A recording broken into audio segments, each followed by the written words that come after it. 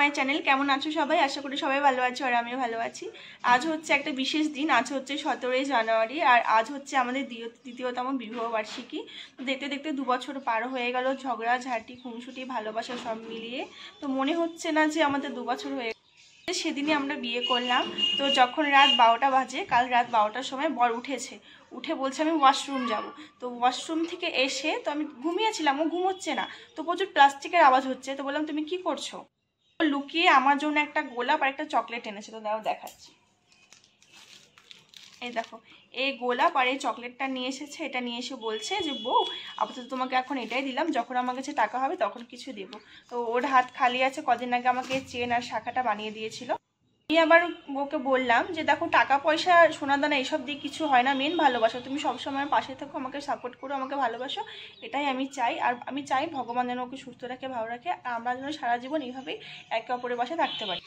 সকালবেলা উঠেছি, আমার স্নান দান কমপ্লিট হয়ে গেছে, ঘর মোছা হয়ে গেছে। এখন পুজো দিব, পুজো দিয়ে যাব মন্দিরে পুজো দিতে। সবার আগে তো বাড়িতে পুজো দিতে হয়, বাড়িতে পুজো দিব, ওখান থেকে তারপর যাব মন্দিরে পুজো দিতে। মন্দিরে পুজো দিয়ে এসে বাড়িতে খাওয়া দাওয়া করে আমরা আবার বেরিয়ে পড়বো। কেক অর্ডার দেওয়া হয়ে গেছে, আমরা আজকে যাবো দিদি বাড়িতে আজকে সেলিব্রেশন করব। তো ওখানে একটা বড় মায়ের পুজো হয় বছরে একবার, ওখানে আমি একটু মানত করবো, ওখানে পুজো দিয়ে আসবো। দিদি বাড়িতেই সব কিছু হবে, মা মাসি সবাই ওরা আসবে। তো দেখতে থাকো ব্লগটা। তো এই যে চলে এসেছি পুজো দিতে। কোথাও যাওয়ার আগে না, সে যেখানে তোমরা পূজা দিতে যাও না কেন, সবার আগে না ঘরের পুজোটা করে যাবে, কারণ ঘরের ঠাকুরটাই তো মেন। ঘরের পুজো দিয়ে তারপরে বাইরে যাবে। তো এই যে ঘরে পুজো দিয়ে দিচ্ছি। আর আমার ঘরে তো সেরকম কোনো ঠাকুর নেই, খালি রাধাকৃষ্ণ আছে আর একটা বজরংবলী আছে। যখন আমার বাড়ি হবে তখন আমি সুন্দর করে একটা ঠাকুরের মন্দির বানাবো, ইচ্ছা আছে। তো বরকে বলেছিলাম একটু মার্কেট থেকে সন্দেশ নিয়ে আসতে আর ফুল বেলপাতা এগুলো নিয়ে আসতে বলেছিলাম। তো একটু সন্দেশ আর ফুল বেলপাতা এগুলো দিয়ে একটু পুজো দিয়েছিলাম।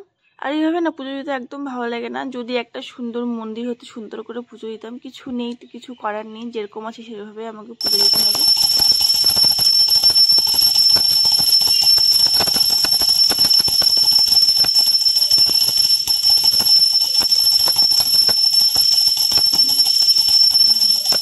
তো আমার পুজো দেওয়া কমপ্লিট হয়ে গেছে। ঠাকুরের কাছে একটাই কামনা, তুমি আমার স্বামীকে সুস্থ রাখো, ভালো রাখো, এটাই আমি চাই। আর এই যে এই শাড়িটা আমার শাশুড়ি আমাকে দিয়েছিল।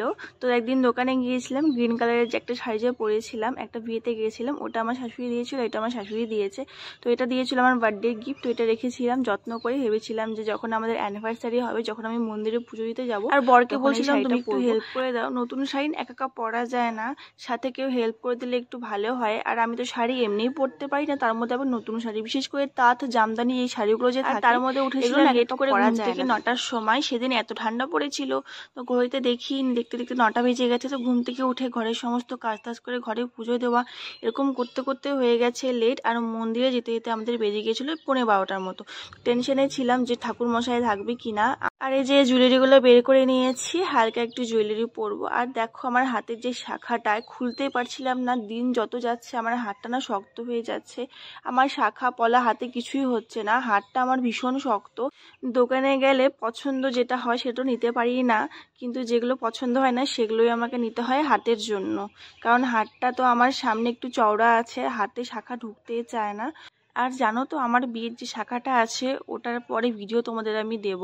ওটার ভিডিওটা যে আছে তোমরা দেখতে পারবে। শাখাটা পরানোর সময় আমি এত কান্না করেছি, মানে আমার হাতের অবস্থা খারাপ হয়ে গিয়েছিল, এত টাইট ছিল। তার জন্য ওটা দোকানে গিয়ে, যখন আমার এর আগের বছর 1 বছর হয়ে গেছিলো বিয়ের, তখন আমি দোকানে গিয়ে ওটা খুলে রেখেছিলাম। তো নতুন আবার অন্য একটা শাখা পরেছি, যেটা এখন পরেছিলাম হাতে, মানে এমনি নর্মাল শাখাটা। আর গলায় এই মালাটা যে পরেছিলাম, বর পরে বললো এটা পরে বেশি সাজ লাগে, তো খুলে দাও। পরেটা মালাটা পরেছিলাম, পরে আবার খুলে দিয়েছিলাম, একটু হালকা সেজেছি। আর যে বরকে বললাম তুমি একটু সিঁদুর পরিয়ে দাও আমাকে। তো প্রত্যেক বছর বর আমাকে এদিনে একটু সিঁদুর পরিয়ে দেয়, আর বরকে একটু প্রণাম করছিলাম। বর ইমোশনাল হয়ে আমাকে জড়িয়ে ধরেছে।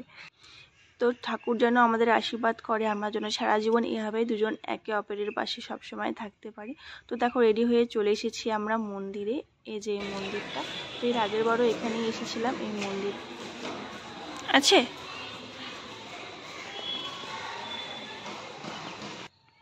তো দেখো এই চলে এসেছে, এটা হচ্ছে মায়ের মন্দির।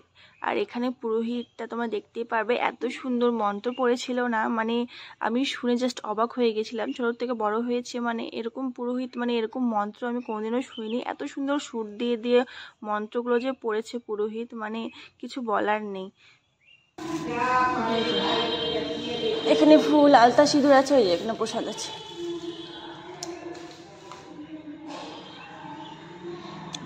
তো এই যে আমরা দুজনে বসে পড়েছি পুজো দিতে।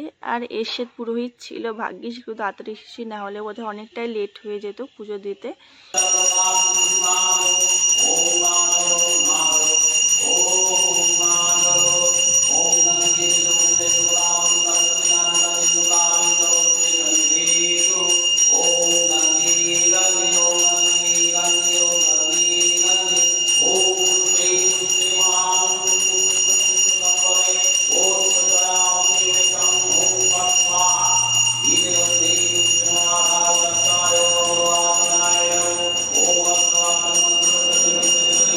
তো আমাদের পুজো দেওয়া কমপ্লিট হয়ে গেছে। আরও অনেক এসেছিল, ওরা ভেতরে পূজা দিচ্ছিল। আর পুরোহিত বলল যে ধূপকাঠি আর মোমবাতিটা বাইরে জ্বালাতে, ভেতরে জ্বালানোর কোনো অ্যালাউ নেই, যেহেতু আগুন লেগে যাবে। তার জন্য আমরা বাইরে এসে দুজন ধূপকাঠি আর মোমবাতি জ্বালিয়ে নিলাম। তো প্রথমে আমি জ্বালিয়েছি, তারপরে বর জ্বালিয়েছি। এখন এখান থেকে আমরা বাড়িতে যাব। বাড়িতে গিয়ে ড্রেস চেঞ্জ করে আমাদের যা ব্যাগপত্র আছে সব নিয়ে আমরা বেরিয়ে পড়বো। এখান থেকে আমরা যাব ডাইরেক্ট দিদি বাড়িতে। তো আমাদের পুজো দেওয়া কমপ্লিট হয়ে গেছে। এই যে বর এখানে ধূপকাঠি আর মোমবাতি জ্বালাচ্ছে। তো অনেকে পুজো দিতে আসছে, ভেতরে ভিড় আছে প্রসাদ নিয়ে, তারপরে আমরা বাড়ি চলে যাব। তো যাওয়ার সময় আমরা চলে গেছিলাম একটু কেকের দোকানে। এই কেকটা আমি অর্ডার দিয়েছিলাম, কেকটা নিয়ে নিলাম। আর দেখো এখানে কত রকমের কেক ছিল। তো ওখান থেকে গিয়েছিলাম আর একটু মিষ্টির দোকানে, যেহেতু সকালবেলা কিছু খাইনি, যাওয়ার সময় একটু পুরি খেয়ে নিয়েছিলাম। তো দেখো এই যে রেডি হয়ে গেছি। এই যে এখানে বর বেলুন ফুলাচ্ছে। তো রেডি হয়ে চলে এসেছি। এখন বাজে প্রায় 6:30 মতো। তো এখন কেক কাটবো, কেক কেটে তারপরে যাবো মেলাতে। দিদি বাড়িতে কেউ নেই, দিদি আর খালি দিদি যা, সবাই সবার কাজে ব্যস্ত, সবাই গেছে মেলাতে। আর বেলুন ফুলোচ্ছে। এই যে দেখো এই কেকটা নিয়েছি। এই যে দেখো কেকটা কেমন হয়েছে, এটা অর্ডার দিয়ে বানিয়েছি। আর আসার সময় কি হয়েছে না, এই যে কেকের এই যে ফুলগুলো যে আছে সেটা না সরে গেছে, তার জন্য একটু বাজে লাগছে দেখতে। তো দেখো এই যে এখানে হ্যাপি অ্যানিভার্সারি রুম্পা অ্যান্ড এই যে বান্টি আমাদের নাম লেখা আছে এখানে। তো এই যে আমাদের সব রেডি হয়ে গিয়েছিল, আমি আর বর মিলে এখানে কেক কাটছিলাম। আর দিদি বাড়িতে না কেউ ছিল না, খালি দিদি আর দিদির জা ছিল। তো দিদি আর দিদির জা মিলে একটু ভিডিও করে দিয়েছিল আমাদেরকে। আর সবাই সবার কাজে ছিল, দিদির শাশুড়ি আরও যা যা মানে বাকি লোকজন ছিল। ওদের বাড়িতে কোনো ছেলে তো থাকে না, আমার জিজুর দাদা ভাই সবাই বাইরেই কাজ করে, খালি বউগুলো বাড়িতে থাকে। তো আমরা দুজন খালি কেক কেটেছিলাম, একটু বোরিং লাগছিল যেহেতু কেউ ছিল না। তো দেখো এই যে আমরা কেক কাটছি। আর আমাদেরকে কেমন লাগছে তোমরা কমেন্টে জানিও, এই ড্রেসটা পরে আমাকে কেমন লাগছে। আর বর পরেছিল একটা ব্লেজার, বাড়ির থেকে এটা নিয়ে এসেছিলাম। আর কেকটা খেতে এত টেস্টি ছিল, মানে কি বলবো, অনেকই টেস্টি ছিল কেকটা খেতে। ভাবছিলাম যে কীরকম হবে, কোনোদিনও ওই দোকান থেকে নিইনি। দাদাটা বলছিল যে একবার নিয়ে টেস্ট করে দেখো, বারবার আসবে। তো সত্যি অনেক ভালো ছিল। এই পরের বার চেষ্টা করবো আরো বড় করে অ্যানিভার্সারি করার। এর আগের বারে একদম করতে পারিনি, ছোট করে করেছি, একটা কেক আনি কেটেছি, এবারও সেরকমই করলাম। তো যখন আমার নিজস্ব বাড়ি হবে তখন আমি করব ভেবেছি। অন্যের বাড়িতে কি আর করবো, যেহেতু ভাড়া বাড়ি থাকি। আর ফ্যামিলি মিলে একটা এনজয় করা, ওটা আলাদাই একটা মজা, তাই না বলো? তো এটা হচ্ছে পরের দিন। সেদিন তো আর কিছু করতে পারিনি। পরের দিন এসেছিলো ছোটো মাসির মেয়ে, তো আমার মা, এই সবাই এসেছিলো। এই যে এটা হচ্ছে আমার মা, এটা হচ্ছে আমার দিদির শাশুড়ি।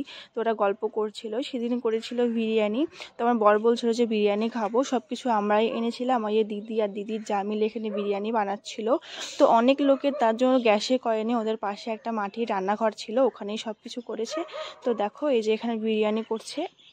আর দিদি বলছিল এগুলো দেখাতে হবে না, যেহেতু মাটির রান্নাঘরে কালো করে। বললাম তো কী হয়েছে, কিছু হবে না। এই যে দিদির যা এগুলো সব রেডি করছে। প্রথমে এখানে দিয়ে দিল জিরার গুঁড়া, তারপর দিয়ে দিল মিট মশলা, তারপরে দিয়ে দিল গরম মশলা, তারপরে দিয়েছিল বিরিয়ানি মশলা। আর মাসিমা ওরা তো চিকেন খায় না, তার জন্য ওদের জন্য এক্সট্রা করে মাছ রান্না করা হয়েছিল, ওরা মাছ খেয়েছিল। তো যে ফার্স্টে হাঁড়িতে দিয়ে দিল একটু ঘি, তেজপাতা, তারপরে পেঁয়াজ, তারপরে দিয়ে দিল রাইসগুলো। তো ওটার উপরে একটু করে দিয়ে দিবে চিকেন। আর বিরিয়ানিটা এত টেস্টি হয়েছিল মানে বলার বাইরে। বাড়িতে যেহেতু বানানো, একদম ফ্রেশ, কোনো ভেজাল নেই। আমার বর তো সেরকম পছন্দ করে না। তো আমার বর বলছিল যে আমার পেট ভরেছে বাট মন ভরেনি। তো তোমার দিদি আর দিদির যা যখন আমাদের বাড়িতে আবার আসবে তখন ওদেরকে বলবে। আর ভিডিওটা দিতে অনেক অনেকটাই লেট হয়ে গেল। তো এতদিন এত লোকজন ছিল না, সবার সাথে একটু গল্প আড্ডা করেছি, তার জন্য একটু লেট হয়ে গেছে। আর আজকে সেভাবে গুছিয়ে কথাও বলতে পারিনি। তো আমার যদি তরফ থেকে কোনো যদি ভুল হয়ে থাকে তো আমাকে ক্ষমা করে দিও। তো আমার ভিডিও তোমাদের কেমন লাগে তোমরা আমায় কমেন্টে জানিও। তো আজকের ভিডিওটা এতটুকুই, দেখা হচ্ছে নেক্সট ব্লগে। সবাই ভালো থেকো, সুস্থ থেকো, এটাই সবাইকে আমি বলি। তো আজকে ভিডিওতে দেখা হচ্ছে নেক্সট ব্লগে। টাটা।